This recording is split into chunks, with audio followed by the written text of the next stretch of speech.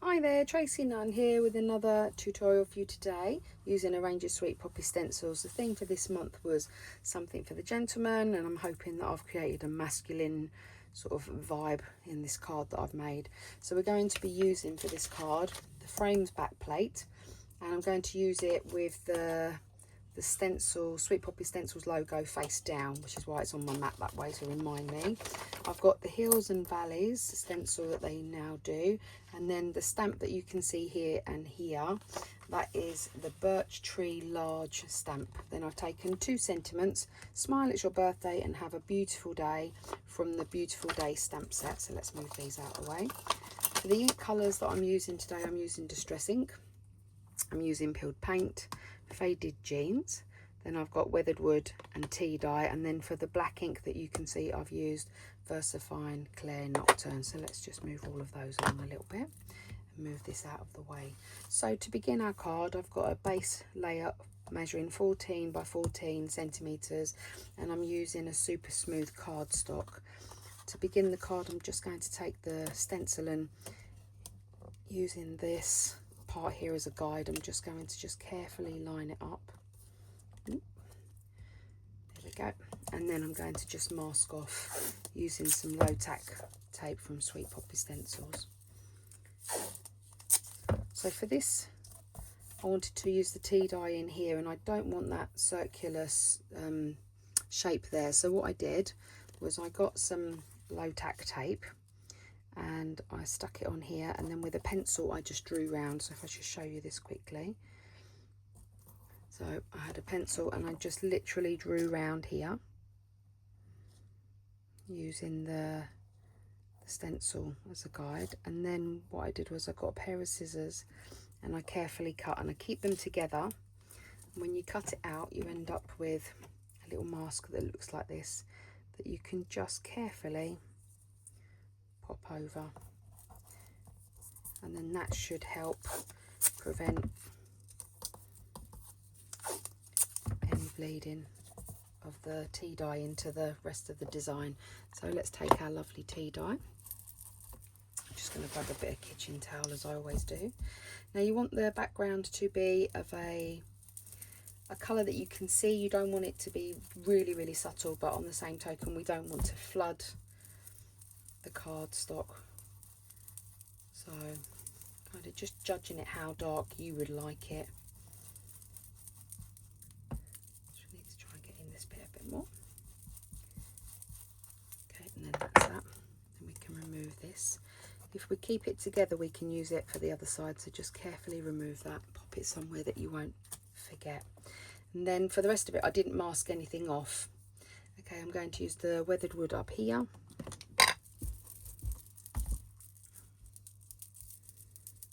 So again, I started at the top and then gradually worked down. I'm not deliberately, you know, going over this part, but if it goes over, I'm not going to worry about it too much.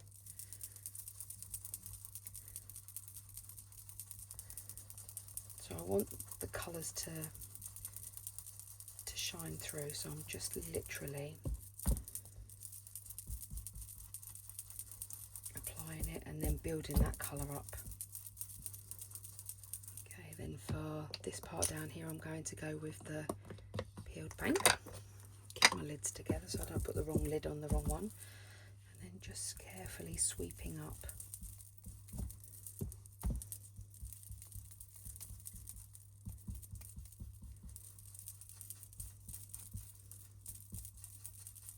And then for the last colour, I've got the faded jeans. Just be careful with the faded jeans, it's quite a strong colour. So you don't want it to be over the top and too bold. There we go. So then we take this off carefully,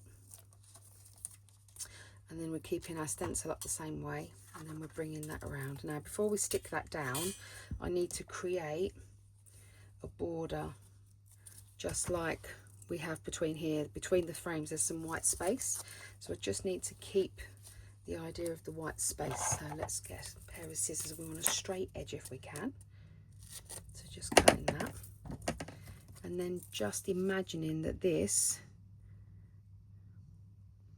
would have part of your frame.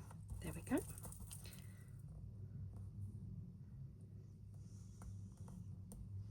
it doesn't matter if it doesn't stick. You want it to stick a little bit, obviously, because when you take your fingers off, you don't want it to disappear. But there we go. So we want that one to go there, and then we want one to just go here. So now when you pop your stencil back on, I'm looking, which way did we go? We had it this way and this way, so there we go. Keep it up the same way. So this time, whoop, be careful not to bend it. I'm using this as my guide. So I'm just pushing this into here and here, remembering that the masking tape has already allowed me to have that space, so I don't need to think about how far I'm moving it. That's already allowed me to have that space there. Then again, we pop a bit of low tack tape over here. And then we just repeat the process. So let's have a little look. So brown over here for my tea dye. Oh, let's put my mask on just in case. There it is. Oh, nearly. Good save, good save. Okay. Then I nearly put it in the green. Oh, see, that's what happens. You get a bit nervous. A little bit more tape just to protect that top part. See, it's all going so swimmingly well, and then you get a mad panic. You're like, no. Right, there we go. Back in. So we've got our tea dye.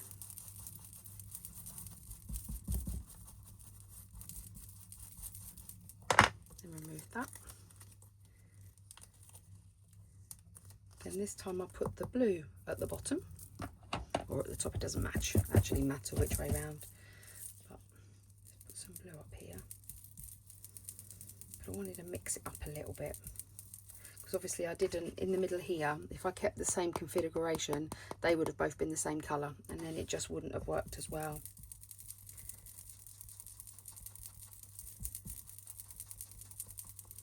And then we go into the green over here, our peeled paint.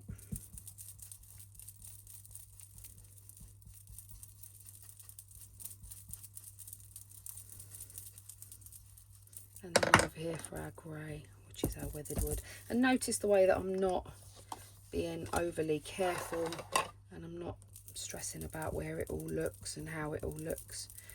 I'm going to show you a little technique in a minute to try and bring it all together. Okay.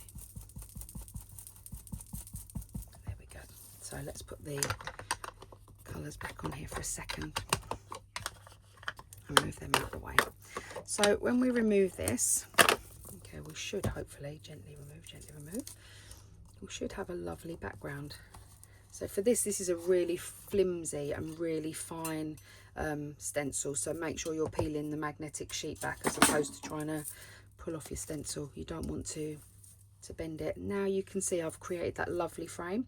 Now I've got some bits and pieces where a little bit of my tape has taken the coating off my card. That's not the tape, that's probably the fact that it might be an older bit of card, so but doesn't matter. So what I'm going to do is I'm going to take a damp wipe or a damp piece of cloth. This one isn't very damp, so I'm going to just spritz it with a drop of water. Okay, and then just going to just gently dab it and twist it. So it's a bit like the old rag rolling days. But what it does is it just makes it look a bit more marbled. I'll show you in a second. And so any of the imperfections that you thought you had will just literally disappear. So let's see if I can get this up here to show you. It's got a bit of a, there you go, look at that. So you can see it's got a bit of a texture to it now, and that's exactly what I wanted. So let's give it a quick dry, because I want to use that piece now, so let's go.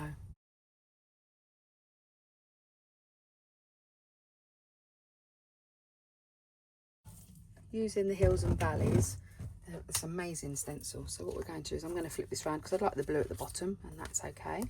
We're going to take our Hills and Valleys, And then all I did was I just worked out roughly where I wanted it. So let's have a think. Yeah, I quite like it this way. So all I did was I masked off again, because we need to keep the frame. So in order to make a frame, I need to be able to add some white space. So let's create our white space.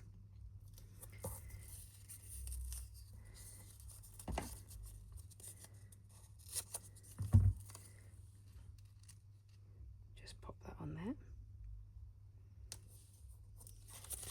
I want it to be too big. Let's have a look. This is the only fiddly bit about this card. Yep, I think I'm going with that. So then I took my hills and valleys.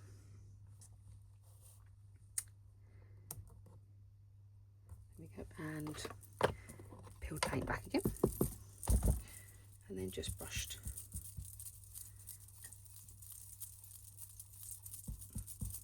Keeping it darker towards this edge, and it automatically will fade off as it goes towards the top because of just the pressure that you're putting on down there.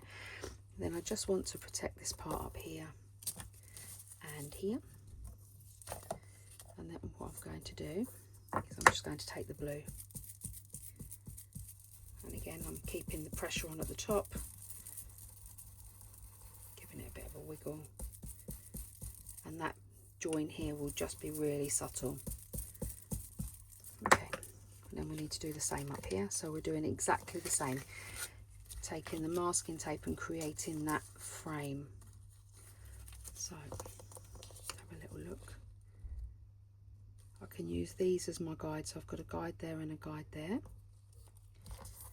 Okay, and then just want to just judge this one a bit by eye. As long as it's straight, you'll be fine, and it doesn't matter if they're not the same size. Just as close as you think you can get it. So all I did was did a bit and then moved in. Okay, so again you can see that we've created our frame. Again, I'm just protecting my work. Then back in with the hills and valleys. Let's have a look. Let's take this one into here, I think, like this. There we go. And again, I'm not going to protect the top part. I'm just going to take the green. Might need a little bit more on this time. And just wiggling it. Technical term, wiggle, wiggle. And then once we remove that, then we go in with the blue. There we go. Pop that to one side, and then taking that blue and then just wiggling it up to the line. Probably got enough blue on your brush from doing the actual shape, so you don't need to reload it. As I say, especially faded jeans, it's quite an intense colour, but just in case, you're just bringing it down to meet that green. There we go, all done. So while I've still got this mask on, now's a really good time to add the trees, and then I can remask the bottom bit. So as you can see, I've taken it off the magnetic sheet purely because I want to make sure that when I'm stamping onto a soft surface. So I'm going to turn it to the side, and then when I ink up, I'll just be able to push it down. So let's take our VersaFine Claire Nocturne. I'm just going to move my scissors out of the way. And then we don't need to stamp the whole stamp, we just need to stamp the part where you think it's going to come up to. Make it nice and juicy. Notice the way that I'm not using a stamp press for this. Just too fiddly, it's easier just to be able to do it like this. Then we're flipping it over. And we're just lining it up, so this is just touching the bottom and trying to keep it as straight as I can. Then we plonk it down. Plonk, that's a technical term if I've ever heard one. And then all I did was carefully, I don't want to move it, but I just put a little bit of pressure on. And then when I took it off, look at that beautiful detail in that stamp. It's fantastic, isn't it? Let's take that away from that. And then I'm just removing all of this very, very carefully. Gently, gently, gently.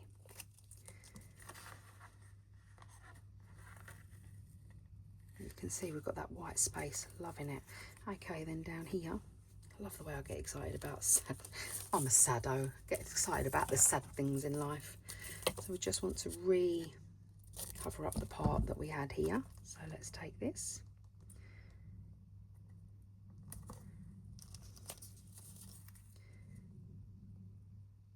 And that one. It's only because of when we're stamping. So we just want to make sure that the ink on the stamp doesn't go over anywhere that it shouldn't be. So do that, and then again I'm just going to just up here, just in case there's any residue ink on that stamp. So again, just protecting my work. And then again, scissors out the way, and VersaFine Clear Nocturne. I'm going to turn it to the side again. It just made it so much easier to be able to add that stamp onto there. So this time, just being very careful, because this rectangle is slightly smaller than the other one, so we didn't need to stamp quite so high. Again, just give it a bit of a press down.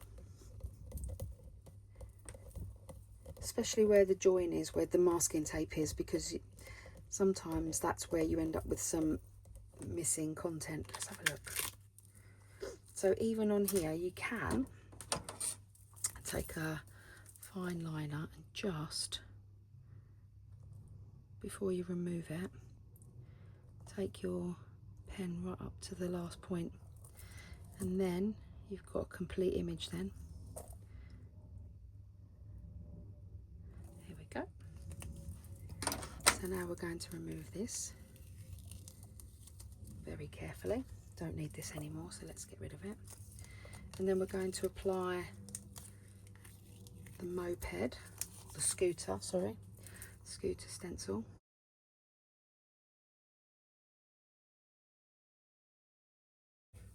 So we've created a background, which I really like, and now we're going to add the main feature. And just working out where I'd like that to go, making sure it's straight. I don't mind the tire being over here, but I want to keep that light as much as I can off of the other background image, because that's so delicate it won't show up quite so well. So let's do this. And just cover the area up.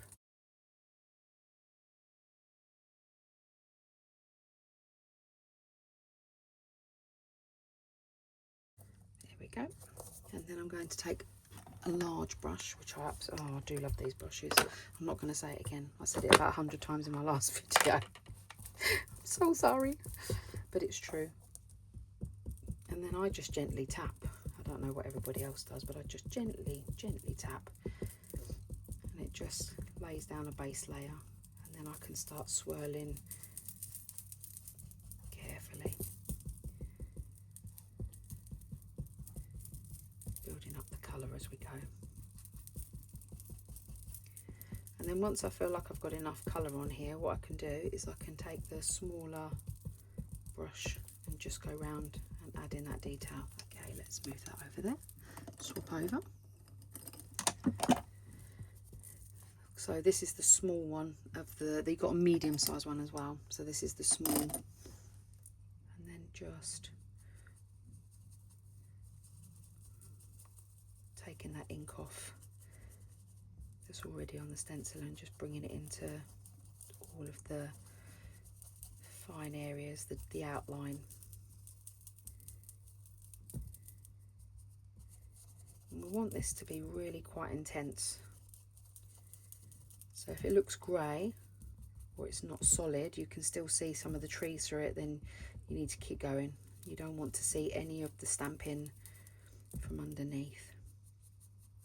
There we go, almost there.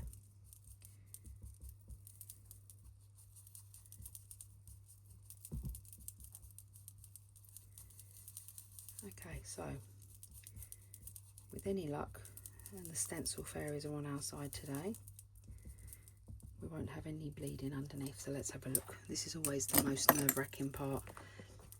Okay, let's have a look. Carefully, carefully, carefully removing.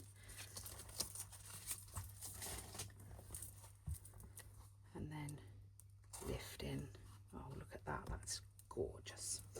So we're now just needing to pop on our sentiment. So I've already got the sentiment lined up in my stamp press, and I've used the stamp press for this because we're almost into the home stretch, so I don't actually want to make a big mistake. And I know that this is already on here from making the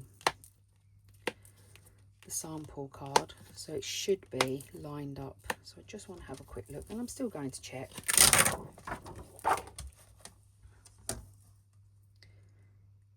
So this one isn't quite lined up this time, but this one's really good. So let's take the beautiful day off. Actually, I'm going to leave it there because it is quite in the centre. Okay, so now we're just going to make sure that that's all straight.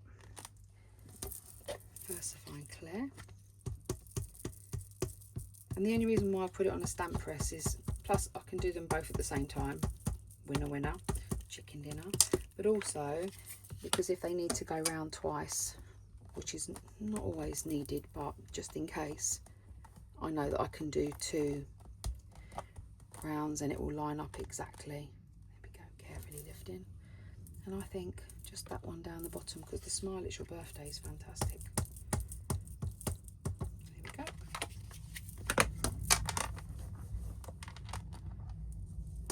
That's much better. Okay, let's take these off. Going to pop this in here, and then I will wipe my stamps in a little while. And here we have our finished card, and all we need to do now is to back that onto a card base. So I've got a card base here 7x7, so my mat and layers are 16.5 by 16.5, 16 by 16 centimeters, and then I'm just going to back this onto a small piece of card, measuring, I'm looking 14.5 by 14.5. There we go, got one. So that should fit onto there, and then I will just snug it, you know, take a slither off around here just to sneak it round and bring it in closer. And then let's just make sure our card is up the right way. There we go. And then just by eye, wiggling it around, making sure it's straight. So thank you for joining me for my tutorial today. Hope you all had a good day. Hope you're enjoying your crafting. And yeah, please make sure you tag me if you give this a go, because I really like this card, so I'm hoping you do too. And there's the one that I made originally. Oh, the only thing I needed to do is, I'll show you how to do this quickly. So I just got a piece of tape, low tack tape, and just popped it there so I could just carefully see the tiniest bit. And then just want to brush, not too fully loaded. And all I did was I started on the tape and moved across. And it doesn't need to go all the way along. And then when you remove that, you've grounded your scooter. There we go. 2 grounded scooters. Who knows where their journey's going, but hopefully they have a good time when they get there. But thank you again for joining me, and have a great day. Take care. Bye for now.